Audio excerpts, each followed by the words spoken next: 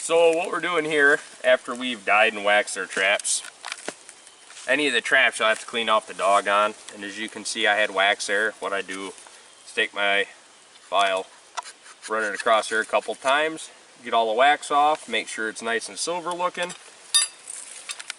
If you don't, you'll have a goober of wax there, and your pan won't sit right. See, just like that. Pan's nice and flat, good to go. So this is a no BS K9 Extreme, a very large trap, very large pan. They work good. They're fully modified. They're I forgot what the term is with the jaws. Laminated. Laminated, thank you. They're a laminated offset jaw, so no tearing of the fur or any of that stuff with them. Now it's Drew's turn. We're just bedding her in. Gotta make the bed a little bigger. I forgot about the ears. We're gonna use this stick as our backer. We haven't really decided what we're gonna use for bait yet and all that, but I'm sure it'll be something good. Hopefully in the next few days we'll have a couple of coyotes. They are extremely bad on this property. They eat a ton of deer, as we've already showed you. That didn't work out. That didn't.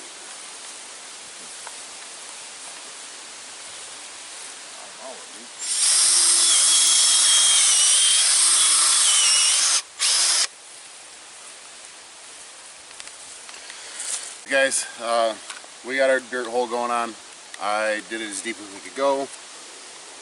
That way when the coyotes come by, you know, it actually looks more like a mouse hole or a mink hole or a weasel hole or whatever. We used a little coyote pee on our backer here, and we used some homemade lure that we got from one of our fellow trappers. We'll see how it pays off. We've got our pan here. The trap's offset out here a little to the left, just about 4 inches, and we'll see how it goes. So what we got going on today, guys, is step down dirt hole sets. What we're doing here, we've got this sandy hillside. What we're hoping for is the coyote's going to be able to come up and come over this hill behind Zach, and they will see the big mess that we're going to make. We're going to try and make this messy and make it big and easy to be seen from a long ways away, because I mean, coyotes are curious animals, so they'll come and investigate it. And we're going to use the piece of goldenrod there as our backer, and actually that's not goldenrod, I'm sorry, that's Indian toilet paper. Yes, great mullen. Yep, great mullen. Yeah, we're going to use that mullen for our backer. We'll do a little dirt hole below it, and we're also going to run a second trap offset. We are running some MB 550s, and they're offset jaw, inside laminated, so hopefully these will do the trick for us today. They are 4-coil, so hopefully they'll hold good and strong.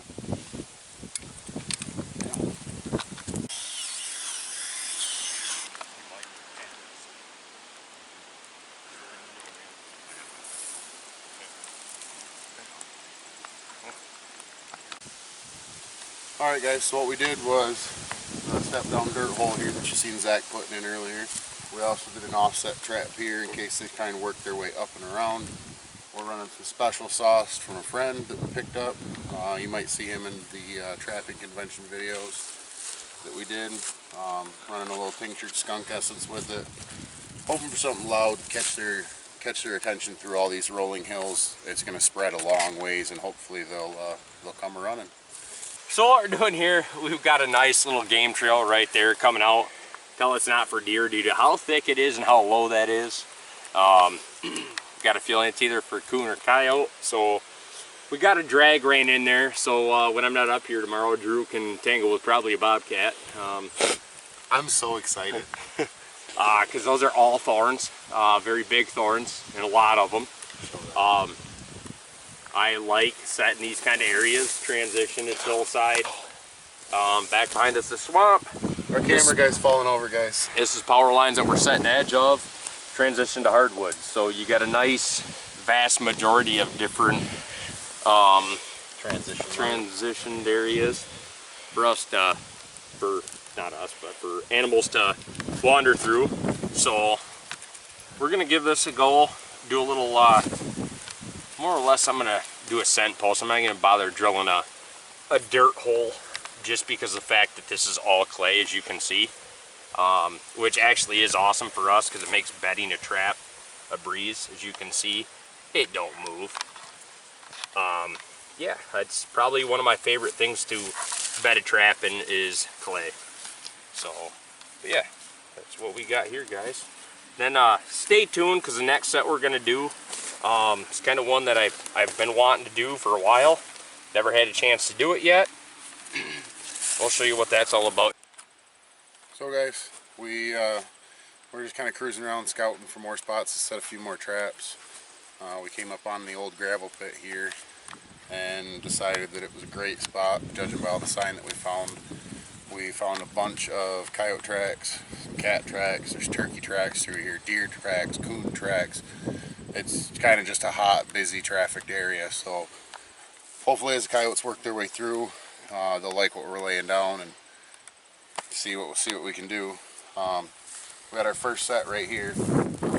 We're just doing basically a bone on the back that we're going to spray down with some fox pea and see what that does for us. We got our trap set back about 8 inches, maybe a touch more than 8 inches.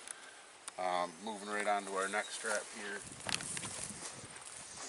And we're setting this super heavy because there's a lot of sign here. So obviously there's a big pack of coyotes coming through right here on this shelf, on this bench, and we're hoping that by setting it heavy we'll end up with multiple catches at a time, or we'll see how it goes.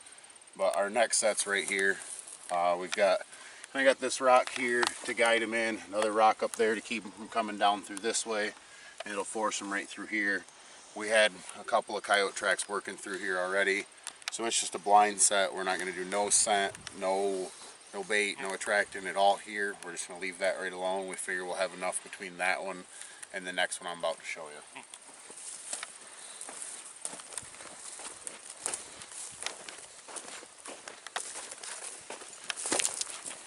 Down here we have basically a dirt hole, step down dirt hole set, but we doubled the traps, so we've got one set back and about 1.5 feet, 2 feet, and it's also offset the one side. And then our other trap is offset a touch the other direction and back about 8 to 10 inches. We're going to run a little bit of mouse bait down in there. Not a lot of scent, not a lot of, because there's already so much traffic. We're just looking to grab their attention and pull them in. So hopefully the mouse bait there with the dirt hole will do what we need it to do. And then our last set that we're going to do here, we're going to do a compass set around this little bush that's coming up here, and we will spray that down heavily with fox pea.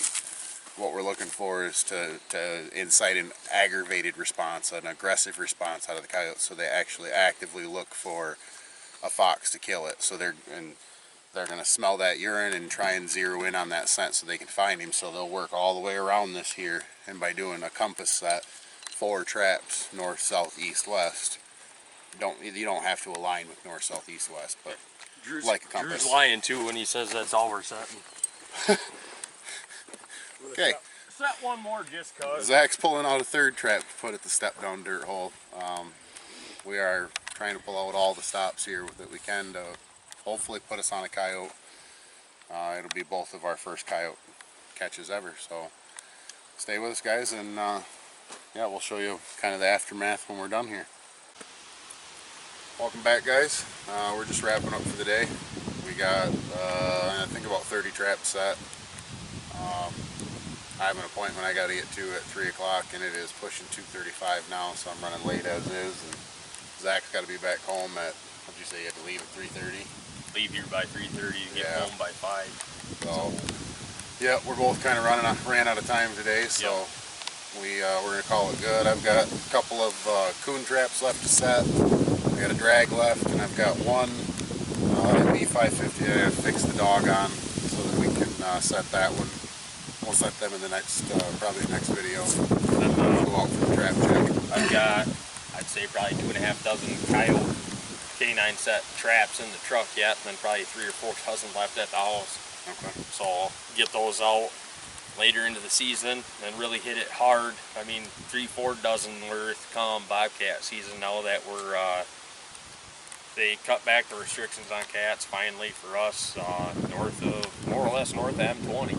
Yeah, we get 2 cats now. 2 cats now, and they extend our season another, what, 12 days or something? I think it was 11 days. 11 days. 12 days. So we got 22, 23 day long season versus 11 now, just because cat numbers are way up here and finally pulling their heads out of their butts. So that'll be good. We got plenty of bobcat around up here and down actually, White Cloud, down our south here? Yeah, roughly. Yeah, I got property over there, Broman, White Cloud area, and cats are high number over there too, so let's set a nice cat line from that area up here, maybe even north. Yeah. Try to get over by Wellston maybe a little bit this year. Maybe. So maybe I've been keeping my eyes out. I've got some spots marked on it, so and then we'll see how that goes. I think Drew's gonna accompany me in what, about 3 weeks, the 4th through the 11th, northwest of here.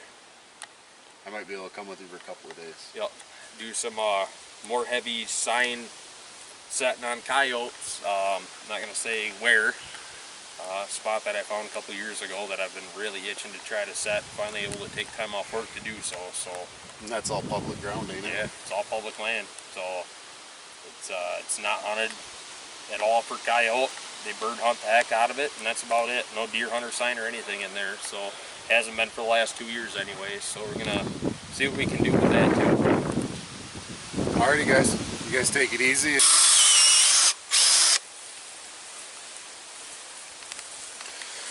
So we're in this little sheep hole here, guys. So I got a deep hole. So we can get it packed in there real deep in there.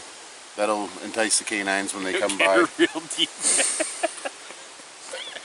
Cut!